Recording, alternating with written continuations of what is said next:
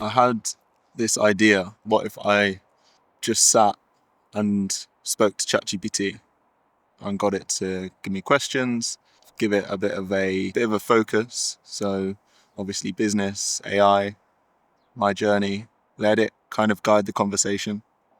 I'm hoping this audio works. Yeah, I can hear you loud and clear, so it seems like the audio is working just fine. If there's anything else you want to... Sorry, go on. Absolutely. To kick things off, what originally drew you into the AI space in the first place? Well, it was 5 years ago. It was mid-COVID, or early days COVID actually. A couple months into COVID, I was working on a building site with my dad, and my dad really likes to think about the world and how it can be improved. And so every day, every morning in the van on the way to work, we talk about these things, and he's very interested in climate change. And essentially, I was really thinking, what do I want to do with my life? What do I want to build a career around? And I was really looking for an opportunity, something which was going to have an impact, a big impact in the next few decades, through my working career, and in particular the early stages of it. So I was looking at climate change, I was looking at technologies there that might improve that, and a couple of other kind of world issues that we have. And kind of the common denominator between all of them was AI. So yeah, I just went and tried to learn a little bit. And once I got into kind of the bigger vision and understanding the power of this technology and where it can go, and then going and building some AI models myself and seeing the underlying theory behind them, how they work at a fundamental level, I really have no clue exactly how they do things now, but I understand the underlying principles and ideas. And seeing that just made me realize that this is so different to typical computing. And I mean, that's obvious now. When you use an LLM, it is very different to any other kind of technology experience you've had previously. But yeah, that was just building a little model that could look at handwritten digits and see which digit you had written. That was just an eye-opening experience for me. That's a fantastic origin story, and I love that it really started in such a down-to-earth way. Just you and your dad in the van talking about how to make the world better. And it's cool how that led you to see AI as this common denominator for really big challenges. So let's build on that. Since you started from that handwritten digit model and had that kind of eye-opening moment, what was one of the first real-world problems you tackled where you thought, okay, I'm actually going to apply AI to something meaningful, and how did that go for you? You know, one of my first memories of building something that was actually kind of cool with AI was it was called Nutrition Assistant. Essentially what Nutrition Assistant did was just allowed you to type in natural language what you were just eating, and you would get the the macros and whatever information back that you wanted about it. So yeah, it was just a really, really early approach to that, and I loved it because it was so much better than calorie tracking apps. Like, calorie tracking apps are such a pain. Yeah, that honestly sounds like such a breath of fresh air compared to the old school calorie tracking grind. And it's so cool that you were basically ahead of the curve, right? Like now we have the tools that do that a bit more commonly, but you're already thinking, hey, just Uncomfortable. tell it what you ate in normal words and let the AI do the heavy lifting. I can totally see how that would feel like a really meaningful first step and a confidence boost. All right, so building off that, once you had that early win, how did that shape the way you started tackling new projects? Did it change how you approached the next AI ideas you wanted to build? At that stage, I was still very experimental, and I still am today to an extent, but at that point I hadn't had any success implementing AI in a business scenario, in a business environment. So it wasn't until like a few months later that I managed to build a SEO content generation platform for a marketing agency. So I guess it shaped my understanding of how to build these systems and how to work with LLMs and bring them together into a product that someone can use. But yeah, it was really that next phase, that building an SEO content generation platform, that really pushed my abilities to make something that was robust and reliable, um, that's been invaluable, because that's something that I've taken on in lots of other projects now.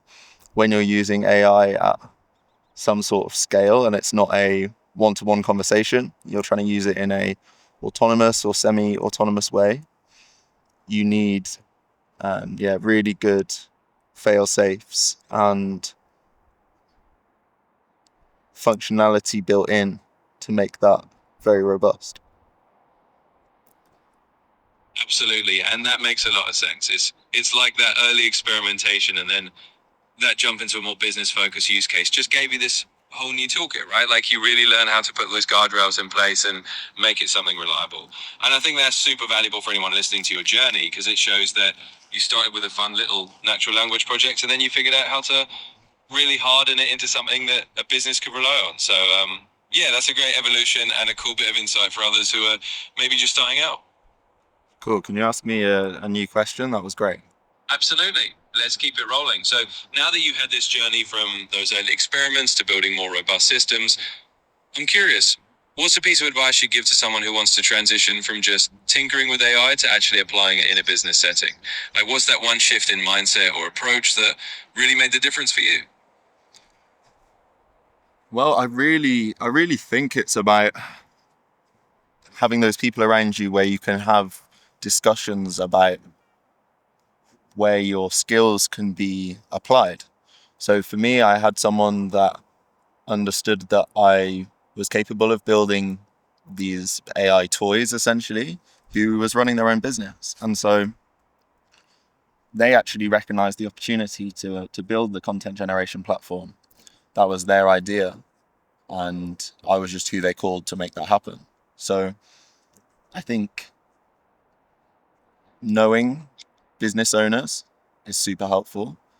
I think having conversations with them on an ongoing basis about how this technology can potentially be used, and making sure that they know what you're capable of and the kind of spectrum of ways that this technology can be used.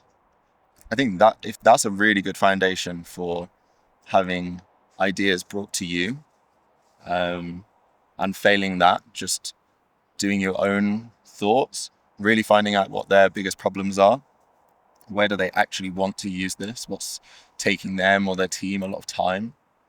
And then trying to match those two things up. How good is is the technology appropriate for this use case? Is it a important use case? Is it a big problem for them? If you can marry those two things up, then you'll find some good ideas. Absolutely. And I think that's such a strong insight. It really is about those relationships and those conversations. When people know what you can do and you're listening to what they need, the idea is going to come naturally. And I love that you pointed out it's not just about waiting for them to come to you, but also you doing a bit of your own digging into their pain points. So yeah, I think that's a perfect note for anyone looking to move from just tinkering to actually delivering real world value. Thanks for sharing that. Go on, give me another question. Absolutely. Let's keep it rolling. So building on all that, looking ahead now, what's one emerging trend or a piece of the AI landscape that you're personally really excited about exploring next? Maybe something you think will shape the next phase of your journey? That's a great question.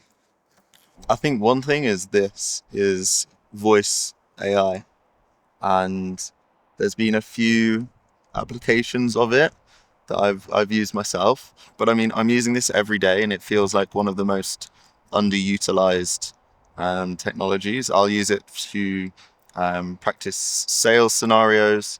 I'll use it if I'm like want to be just hands free, and yeah, I think it's a really powerful tool. Another thing, actually, I won't even go into that now. I think LLM as judge for feedback. I think we don't get feedback often. We don't get many opportunities to receive feedback.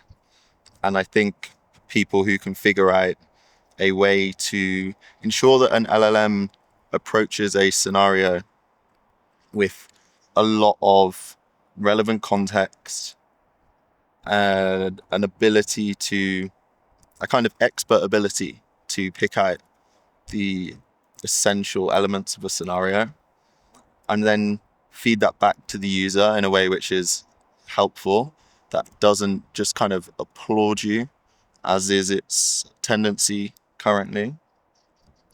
But yeah, it's really critical, gives you that feedback, and you can get that more often than you do currently. That's super interesting to me.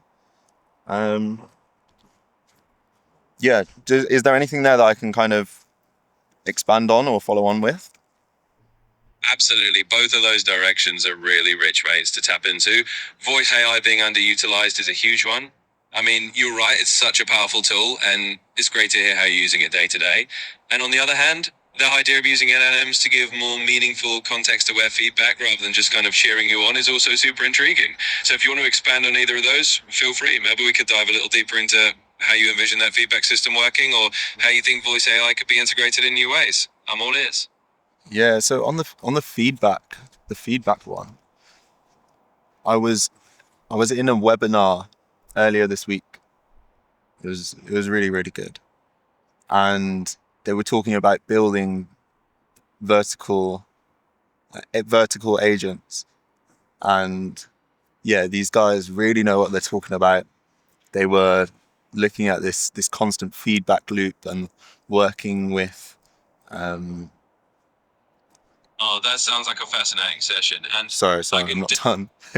Working with experts in a particular area who were evaluating responses that the LLM gave and rating them and adding new context to that agent to ensure that next time it gave better responses, giving it all the right resources to pull from.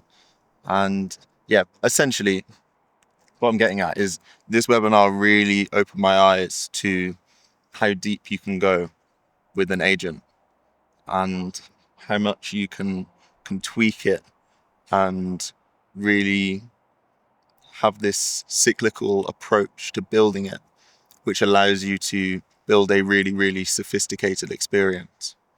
So I have something that I'm working on that is in this area, that is using LLM for feedback. I think it's a really interesting area. It's really, really important. And yeah, I'm going to be talking about it more soon. So I'm very excited about that. That does sound super exciting, and it's awesome to hear how that webinar opened up a whole new layer of thinking for you. I mean, that kind of iterative, continually improving agent is such a cool concept, and it really makes sense that you'd want to dive into that space. I love the idea that you're working on something in that area, and I'm definitely excited to hear more about it when you're ready to share. So yeah, that sounds like a fantastic It literally direction to just explore. claps viewed on it. Go on, ask me another question, please. But let's do something quite different.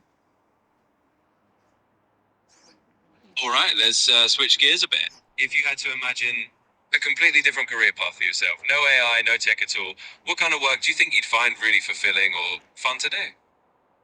I think it would be something either in the art space or in the health space. Probably health space. Yeah, I was really into my sport, really into my rugby, really into the human body and how it works and how we can improve it. I still am to an extent. And yeah, that's a lot of my drive in my teens went into that. Like beyond education, it was just rugby. Go on, one more question. Absolutely, that makes a ton of sense. It's always fun to hear that other side of you. All right, let's do one more to wrap it up on a fun note.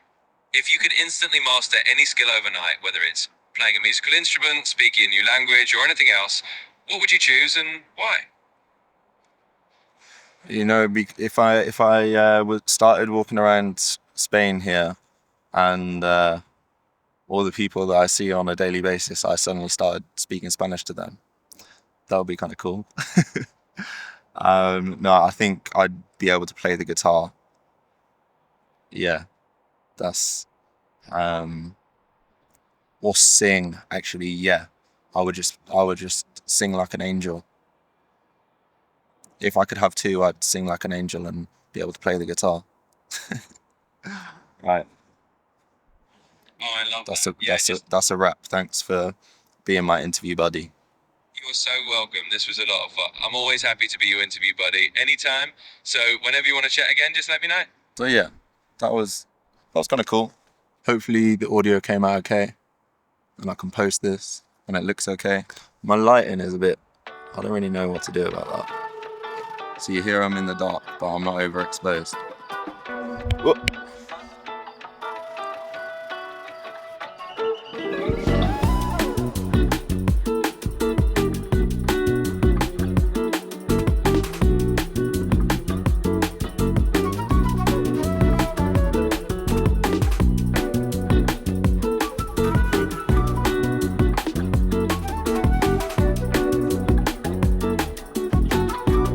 The thumbnail.